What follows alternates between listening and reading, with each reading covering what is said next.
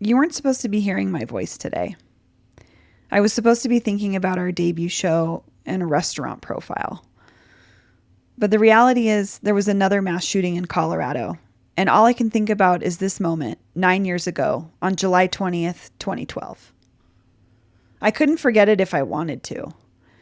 I was on stage with my band at the Underground Music Showcase when I heard about the Aurora Theater shooting.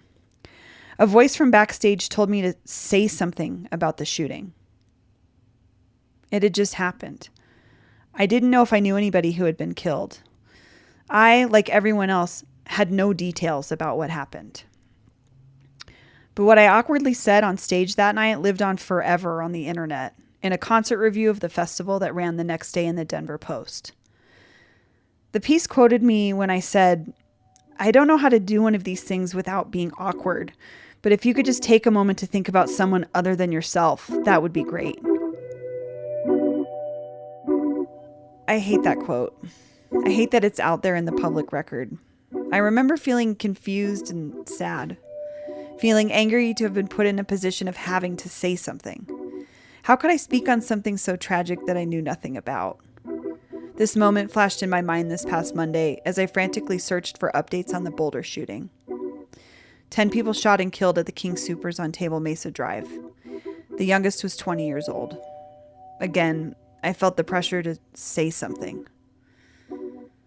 To be from Colorado means you've had these where was I when moments about mass shootings in our state. They happen in our restaurants, high schools, movie theaters, health clinics, churches, grocery stores.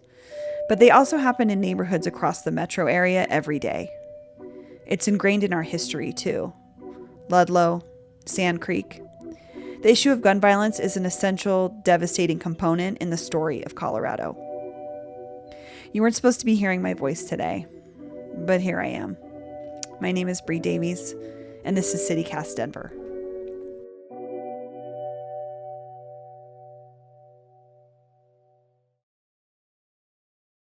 Okay, so Lee Patterson, you are a reporter based in Denver, and our listeners might know you from KUNC Public Radio for Northern Colorado. I wanted to talk to you in particular because our team at CityCast Denver is right on the precipice of launching a new daily news podcast and newsletter, and we had all these ideas and stories we wanted to tell. And then this shooting happened, and those other things don't feel meaningful in quite the same way. And I know you just recently wrapped a 2-year project reporting on guns in America, and I thought you might be the perfect person to help us sort this out. So welcome to CityCast Denver. Well, thanks for having me. I'm happy to be here. We're speaking a few hours after the second press conference in Boulder with Boulder Police, and they gave an update on their investigation, and they released the names of the 10 victims, and a few other officials made solemn statements. Lee, how do you feel watching yet another press conference like this? Yeah, well, honestly, these are a little hard for me to watch in a way. I think on one hand, it's all extremely important for family members, for community members, for there to be an informed public. Like, we need to know what happened, and we need to hear what public officials are doing about it. On the other hand, we've seen this whole thing so many times before. Multiple press conferences at the scene, usually going late into the night. Information comes out in drips and drabs, and then more and more and more, we hear from the police, we'll hear from the district attorney, we'll hear from local lawmakers. The president will usually say something. Politicians and activists will put out statements, calls to action, calls for change. And the hard part is that cycle just doesn't change that much, event to event. And I think that's in part because mass shootings persist. Like, they just keep happening, even though they're horrible and we want them to stop. So the predictability of the whole thing is one of the tough parts. Yeah. So we have a sibling podcast in Chicago, and our colleagues in Chicago had an interesting reaction to this news from Boulder. They said that in Chicago, more than 100 people have been killed by gun violence already this year. And here in Denver, we've seen a similar surge in gun violence. Like here in my neighborhood where I live in West Denver, there were multiple shootings within a 10-block radius of my house last summer alone. So on one hand, we've just witnessed a horrible tragedy in Boulder. But on the other hand, we're living in the middle of tragedy after tragedy. How do you make sense of all of this? I think So one way I make sense of all of it is honestly to compartmentalize a little bit in my mind. Here's what I mean by that. So in this country, there are many types of gun violence with different causes and different solutions. So firearm suicide, for example. Firearm suicides make up more than half of overall gun deaths in this country every single year. I'm talking in 2018, like 20,000 people died this way. And Colorado has one of the highest suicide rates in the country, and firearm is a very, very common method. So that's one type of gun violence to think about. Then we have mass shootings, like the one we're talking about that happened in Boulder yesterday.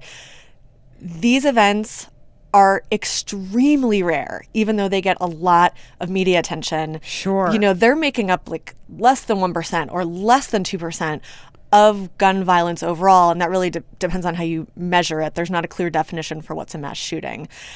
And then we have kind of all the other types of gun violence that happen in communities all across the country, like the drip, drip, drip of gun violence that's always happening. And that's, you know, those are accidents, intimate partner violence, gang violence, and homicide.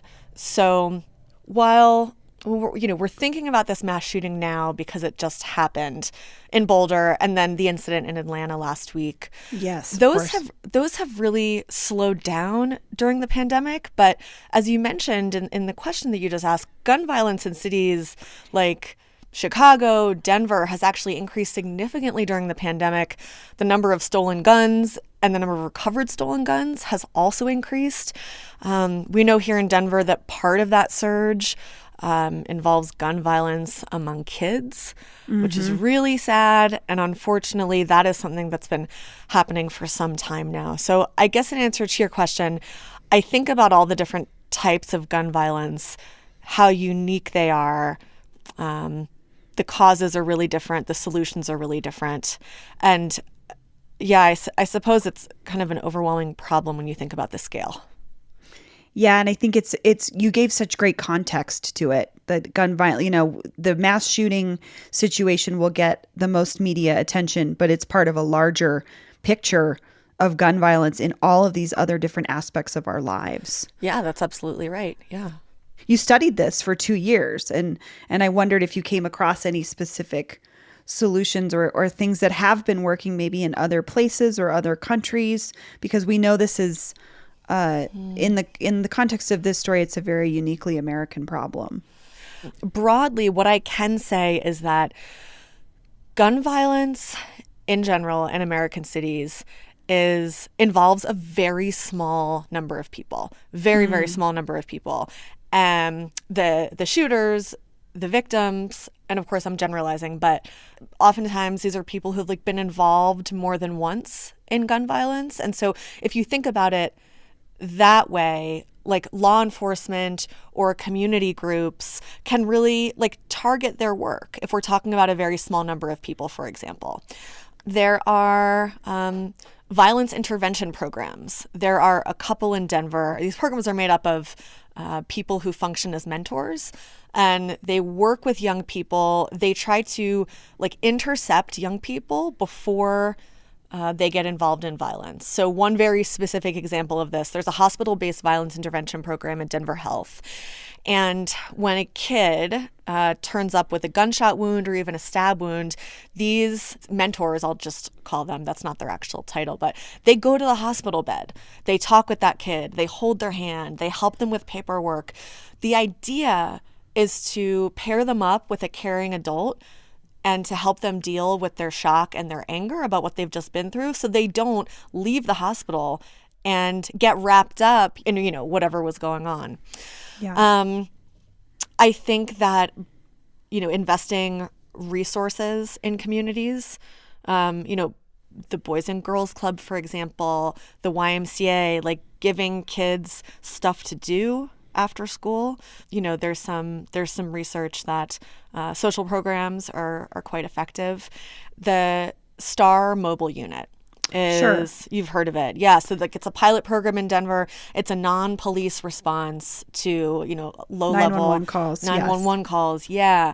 And you might think, well, like, what does that have to do with gun violence? Well, it's a community service and it helps people when they're in crisis. And sometimes those situations can escalate to something much more emergent where law enforcement does have to be involved. So I think maybe if there's a theme in what I'm saying, it's like early intervention to help young people out before they get to the stage where they're getting involved in gun violence. Like that is some of what works. And then on the other hand, to my first point, law enforcement and activists developing a very targeted and nuanced understanding of where gun violence is happening and who's involved so that they can spend more time on that corner, for example, so that they can like make friends with people in that neighborhood who are, seeing things and hearing things, and just have much more targeted intervention. And is that different from an approach to a situation like the one in Boulder? Because what you're talking about with interventions is so one-on-one specific with people. And I wonder if there's any sort of solutions that could be applied to the quote unquote mass shooting epidemic. Oh, that's a really big question. So because we're talking about events that are rare, even though we can generalize in some ways, shooters tend to be white males, for example. They tend to use guns purchased legally, for example. When you're dealing with a low probability event, it's really hard to come up with effective strategies that are going to work in all of these situations. And that is the challenge with mass shootings.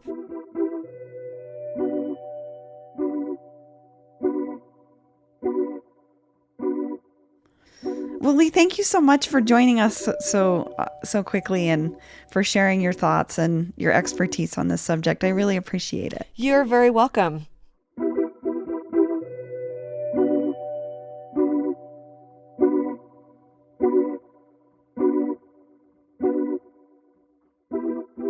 For updates on the situation in Boulder, I recommend following Mitchell Byers of the Boulder Daily Camera and the fine journalists at the Denver Post and Colorado Public Radio.